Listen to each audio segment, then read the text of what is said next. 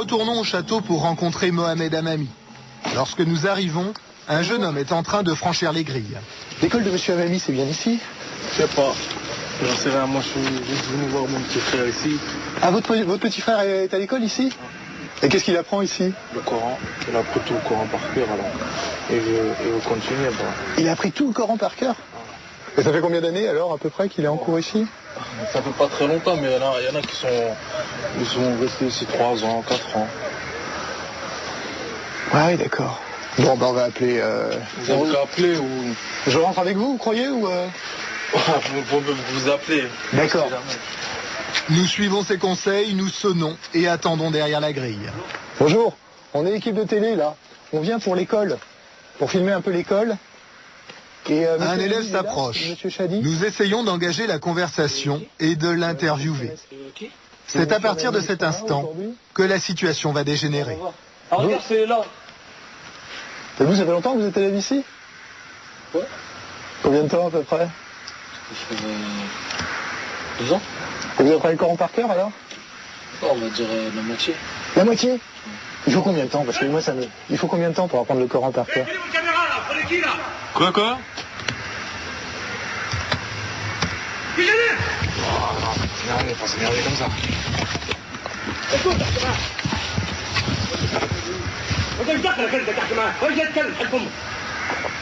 De quel droit vous filmez, vous? Bah, on est venu voir, j'ai sonné. Vous vous prenez pour qui, là? Vous filmez comme ça, là?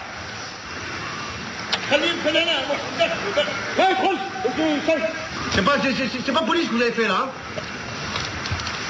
Et je suis vraiment fâché, parce que ça, c'est pas une façon démocratique de travailler, là. Monsieur, on peut filmer quand on est dans la rue. Vous n'avez pas le droit de filmer, c'est un lieu privé. Ça veut dire quoi, ça? Je viens devant chez vous, je vous filme. C'est une atteinte à la vie privée, ça. Qu'est-ce que c'est que ces manières-là? Vous n'êtes pas dans la rue. Déjà, vous refilez, vous n'êtes pas dans la rue. Vous demandez les autorisations. J'appelle la police, sinon, hein? Ah oui, appelez. Autorisation avant. On sonne à la porte. Monsieur, est-ce qu'on a le droit de filmer? J'ai sonné à la porte. Qu'est-ce que c'est cette manière-là? Vous êtes qui, vous? Vous êtes qui pour filmer? On essaie de télé. Et alors, vous êtes l'équipe de télé? Et alors? On est l'équipe de télé. On prévient avant. Et alors, pourquoi vous venez comme J'ai ça? appelé monsieur Amami plusieurs fois. Et alors? On n'était pas là pour vous recevoir. On vous n'accepte pas de vous recevoir. Bah, si vous ne m'acceptez pas, là j'ai le droit de filmer. Vous n'avez pas le droit de filmer. Je vous appelle. Vous n'avez pas le droit de filmer, je vous dis. Je vais la casser. Vous n'avez pas le droit de filmer. Si vous la cassez, vous allez avoir des problèmes avec la justice. C'est pas grave, on aura des problèmes. Mais je veux pas vous dégager. On s'en va, Mais qu'est-ce que vous prenez pour qui, là? Sous le choc, la caméra s'éteint. Le groupe d'hommes se jette sur nous et vole la caméra. L'attaque a été très violente. Jérôme, notre ingénieur du son, gît dans le fossé. Il est blessé. Il a son coup de pied visage, c'est violent. L'un des agresseurs lui a asséné un coup de pied en plein visage. Pas mal dans le dos. D'accord. En fait, ils l'ont joué tout dans le fossé, quoi. Ici, peut-être. D'accord. Est-ce que vous avez mal dans le dos? Vous avez arrivé à bouger vos jambes, là? Jérôme souffre de multiples fractures au visage. Les pompiers l'évacuent vers les urgences de l'hôpital de Melun. Nous avons alerté les gendarmes. Les agresseurs se sont repliés dans le château avec la caméra qu'ils ont volée. Nous continuons de filmer avec un caméscope de secours.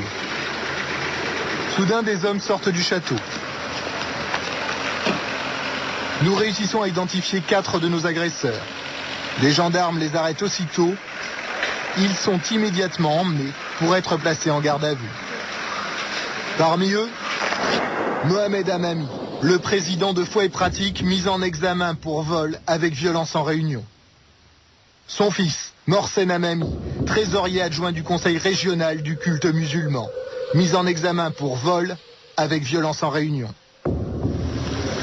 Aujourd'hui, les 2 hommes sont placés sous contrôle judiciaire.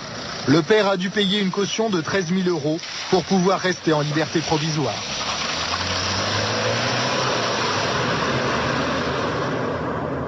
Aussi incroyable que cela puisse paraître, Foi et Pratique est l'une des organisations très officielles qui siège au Conseil français du culte musulman. Le fameux CFCM créé l'année dernière par Nicolas Sarkozy dans un but bien précis. C'est d'ouvrir au grand jour le culte musulman, de prouver que les suspicions et les peurs sont sans fondement. Aujourd'hui, de nombreuses questions restent sans réponse. Pourquoi M. Amami a-t-il été choisi comme représentant officiel de la communauté musulmane au sein du CFCM.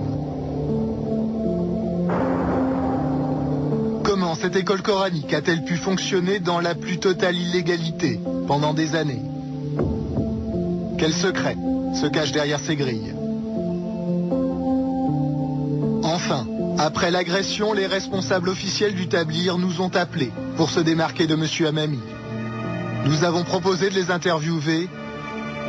Une fois de plus, ils ont préféré se murer dans leur silence.